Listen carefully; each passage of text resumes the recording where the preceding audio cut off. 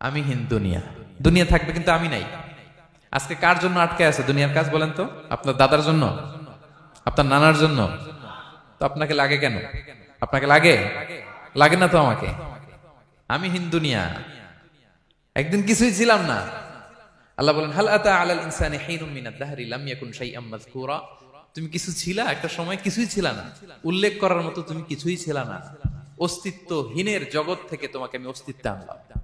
তোমার বাবার পৃষ্ঠদেশ থেকে তোমার মায়ের গর্ভাশয়ে আমি তোমাকে ফেললাম। সেখানে আমি আল্লাহ তোমাকে একটু একটু করে তিলে তিলে বড় করলাম। 9 মাস 10 মাস পরে মায়ের পেট থেকে দুনিয়াতে তুমি আসলে। দেখেন তো দুনিয়ায় আসার পরে আমাদের অবস্থাটা কি? কাপড় নাই, চোপড় নাই, এভাবে চলে আসছি। আসার পরে কেউ যদি মুখে খাবার তুলে দেয় তাইলে খাইতে পারি, হ্যাঁ? তাও লিকুইড খাবার, এদিক দিয়ে দিলে এদিক দিয়ে পড়ে যায়, খালি মুছতে হয়। মেহমান একজন এসে আদর করে কোলে নিচে পেশাব করে দিছি ভরাইয়া, আছে না নাই? হয়েছে না হয়েছে না এরকম? আদর করে একটা কোলে নিছেন, এখনই না ডায়াপার আসছে মিয়া। আজ থেকে 10 বছর আগে এগুলো ছিল নাকি?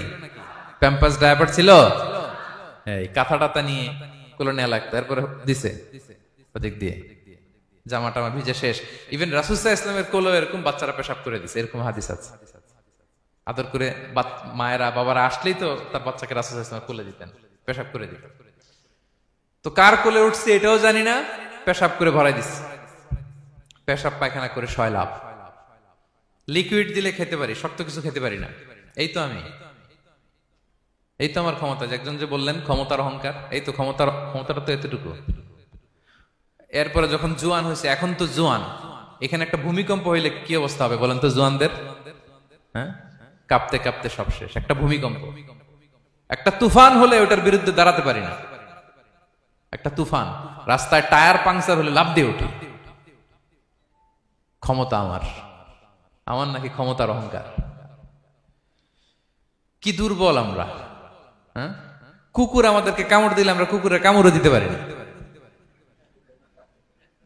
ঠিক কিনা? মশা যে কামড়া, এটা ধরতে না পারলে কিছু করতে পারি? কামড় মাইরা দিছে দৌড়।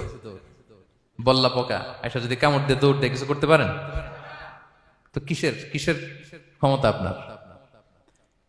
এরপর আবার যদি 70-80 বছর হায়াত পাই, আবার আগের মতো যেখানে বসি ওইখানেই ডাইরেক্ট, আছে না নাই? বয়স যখন 80 হয়ে যায় আর থাকে শরীরের কন্ট্রোল, আবার যেখানে বসে ওইখানেই পেশাব পায়খানা। খাবার দিলে খাইতে পারি, পিঠটা বাঁকা হয়ে কুজু হয়ে গেছে, এর নাকি আবার অহংকার। সাজে অহংকার, সাজে অহংকার সাজে একজনের, আওয়াজ করে বলতে হবে তিনি কে?